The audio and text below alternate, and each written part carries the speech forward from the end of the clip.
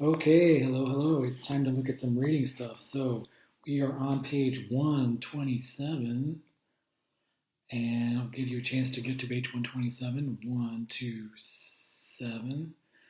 And we're looking at skills practice number 1, which talks about trying to find the thesis of a reading. And the first one we've got is language and machines. And we got machine translation, uses software, blah, blah, blah. Machine translations have a long history. Early machine translations, blah, blah, blah. So every sentence has the phrase machine translation in it. So the topic is machine translation. Okay, hopefully that's very obvious.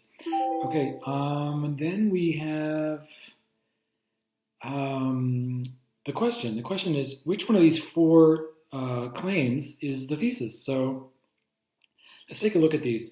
The first one says, the crucial difference between machine translation of the past and machine translation today is the use of massive databases. Okay, so let's see if is that even true? Let's see if that's even true. Yes, it is true because in line number 5, they say they rely on huge databases. So it's true. Do we have a lot of information about these databases? No, we do not. We have nothing to say about them other than that they exist, so that would not be a great choice for the thesis. That's just a detail. Okay, let's take a look at number B, letter B. There have been tremendous improvements in machine translations in recent years. Is that true? Yes, it is. In number 6, it says the machine translation has improved a lot in the last few decades, so that is true. Do they tell us how it's improved or what changed or how long it took or whatever? No, they do not. So that cannot be the thesis either. Okay, so A and B, we're going to say no. Okay, letter C says machine translation has improved a lot, but it still usually requires human involvement. Okay, so is that true? Yeah, it's improved a lot. We saw it in number 6. And number 7, it says humans still have to clean up machine translated texts. So that's also true. So letter C has 2 ideas. They're both true. So it's probably better than A and B for sure. But let's see if letter D is better. Let's see. Letter D says it is still better to use human translators than machine translators because machines cannot really understand language. Okay, so this is an opinion because it has the word better in it. And I'm looking for an opinion. Letter number 4 says they're not satisfactory. That's an opinion. Does it say anything about machines cannot really understand language? Not really. Does it say anything about human translation is better? I don't see it. I mean, a little bit in number 4. If that's the thesis, I need to know a lot of reasons why it's better and more about that. So I really don't think that D is the best. So I'm going to go with C. I'm going to say C is the best choice. It's not my favorite choice. Could I write a better thesis? Yes.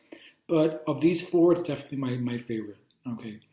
How do you guys feel about that? Does that make sense for you? If you have a question, please email me and I will try to explain.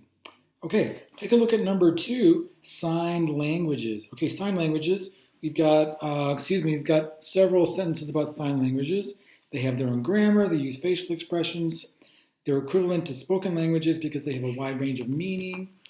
Okay, they're not spelled out spoken languages. Okay. They are not related to spoken languages, and they have arisen in deaf communities. Okay, so we have a lot of information about sign languages. Let's take a look at the choices. Letter A, sign languages are fully expressive, independent, and natural languages. So we have 3 ideas. They're expressive, they give meaning, they're independent from the spoken language, and they have arisen naturally. So, okay, so we have 3 ideas. Are those ideas true? Yeah. They are, because we have expressive, meaning it agrees with sentence number 1 and sentence number 2, so they both express. They are independent, which means it relates to number 5, it says they're not related to spoken language. And they they are natural, which means they have arisen in deaf communities, which means they are natural. Okay, so letter A is looking pretty good so far. But let's keep going. Letter B, sign languages are just like spoken languages. Is that true? No, because letter number 4 says they're not spelled out spoken languages. And number 3, sign languages have their own grammar, so it's different from a spoken language. And it says number 5, they're not related to spoken languages. So I'm going to say that letter B, is not true. Okay. Letter C, all deaf people. Okay, as soon as you hear the word all, I'm already thinking no way.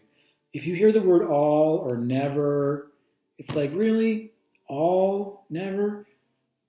It's almost always wrong, because all and never are 100% or 0%. It's not really likely there's always some exceptions to almost everything. So if you hear the word all or never, it's like, really? I just don't believe it. So I'm going to stop right there. Even though, okay, let's take a look. All deaf people learn sign languages. Do we have any evidence of this? No, we do not have any evidence. So this is not true, and I have no information on it, so I'm going to put that away. No way. It's not C for sure. Okay, letter D. Sign language is the easiest way for deaf people to communicate with one another, so it's important for deaf children to learn it. Have we heard anything about ease? Have we heard anything about children? No, we haven't. So that means that letter D is not a great choice either. It's a terrible choice. So I'm going to say the only one here is A. It's got to be A. There's no way around it. Okay. I hope you guys agree. And if you do not agree, let's hear it in the email. I'm ready to listen. So let me hear your emails. Other than that, we're going to move on to our reading, which is going to be on page number 130, 131. So we'll meet you there in a second.